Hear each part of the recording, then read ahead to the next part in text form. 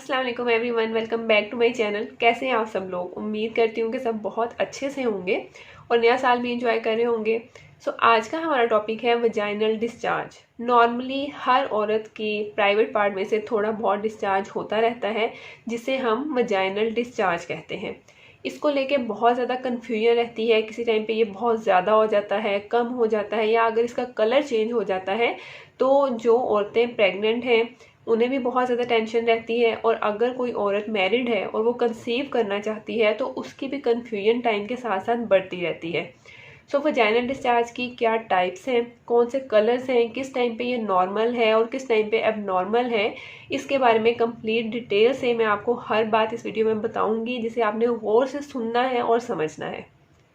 अगर आपका फिर भी कोई क्वेश्चन रह जाएगा तो आप मुझे कमेंट सेक्शन में कर सकते हो। यहाँ पर मैं एक चीज़ मेंशन करना चाहती हूँ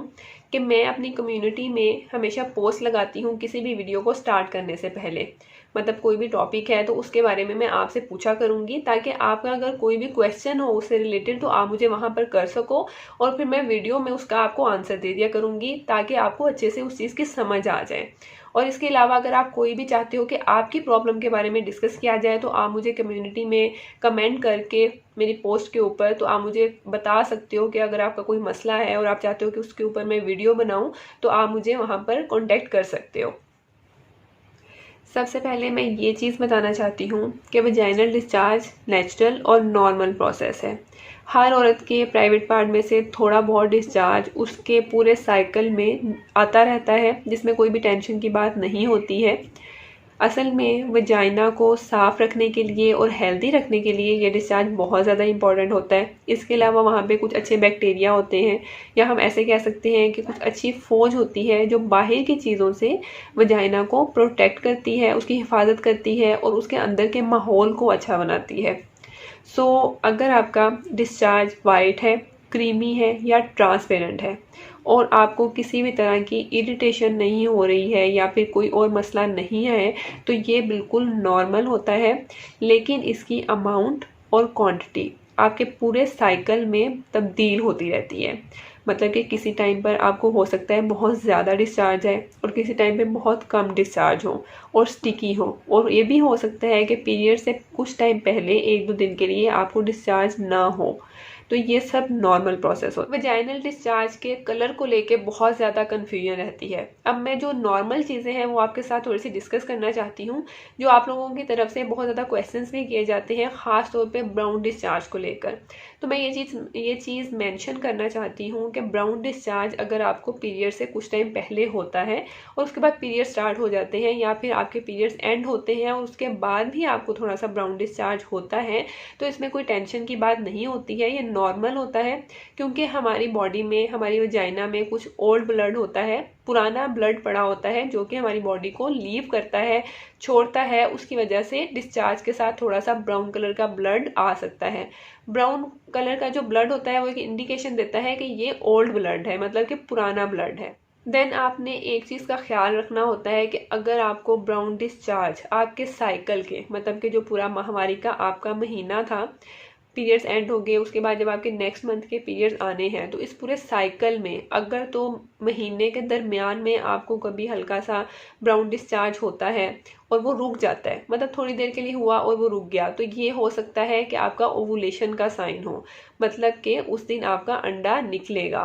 आपकी ओवरी में से। तो इसमें भी आपने टेंशन नहीं लेनी है, क्योंकि ये वक्ती होता है, थोड़ी देर होने के बाद ये अपने आप ही ठीक हो जाता है।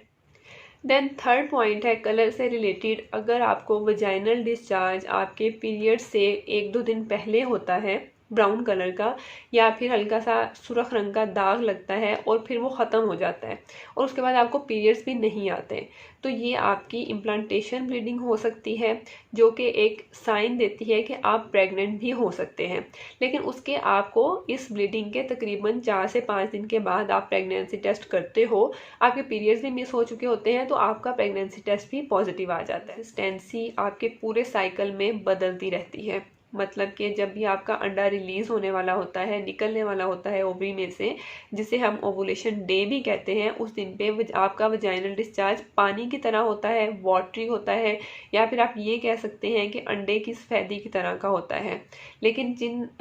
جس ٹائم پہ آپ کا انڈا نکل جاتا ہے اور اس کے بعد کے جو دن ہوتے ہیں اس میں پھر آہستہ آہستہ آپ کا ڈسچارج تھوڑا تھک ہونا سٹارٹ ہو جاتا ہے اور سٹیکی ہو جاتا ہے، مطلب کہ بہت زیادہ چپکنے والا ہو جاتا ہے، اور پھر پیریڈز کے پاس یہ ڈرائی بھی ہو سکتا ہے 1-2 دن کے لیے آپ کی وجائنا تھوڑی سی ڈرائی ہو جائے۔ تو اس میں آپ نے ٹینشن نہیں لینی ہے، بس یہ غور کریں کہ کب آپ کا ڈسچارج آپ کو سائن دے رہا ہے کہ آپ کا بیسٹ ٹائم ہے یہ پریگنینسی کا۔ آپ کو یہ بھی بتا سکتا ہے کہ آپ کے کون سے فرٹائل ڈیز ہیں جس میں آپ کو پریگنینسی کے لیے ٹرائی کرنا چاہیے۔ اب بات کرتے ہیں کہ اب نارمل کیا ہے، مطلب کہ کس ٹائم پہ آپ کو ڈاکٹر کے پاس جانے کی ضرورت ہے یا پھر کوئی ٹیسٹ کروانے کی ضرورت ہے۔ تو اس میں آپ کو کچھ سائنس اور انڈیکیشنز بتا دیتی ہوں۔ اگر آپ کے ویجائنل ڈسچارج کا کلر یلو یا گرین ہے تو اس کا مطلب ہے کہ آپ کو کوئی انفیکشن ہے، اور یہ انفیکشن آپ کو آپ کے شوہر سے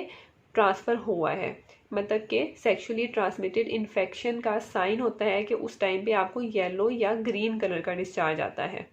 سیکنڈ، اگر آپ پریگننٹ ہیں اور آپ کو ریڈ یا براؤن کلر کا ڈسچارج آ رہا ہے تو اس میں 2 کیسز بنتے ہیں۔ ایک تو یہ انڈیکیشن ہو سکتی ہے کہ آپ کو کوئی انفیکشن ہے، کیونکہ اس ٹائم پہ ہمارا امیونٹی بہت زیادہ لو ہوتی ہے تو انفیکشن کے چانسز ذرا بڑھ جاتے ہیں، تو یہ بھی ہو سکتا ہے کہ آپ کو کوئی انفیکشن ہے۔ اور سیکنڈ، اگر آپ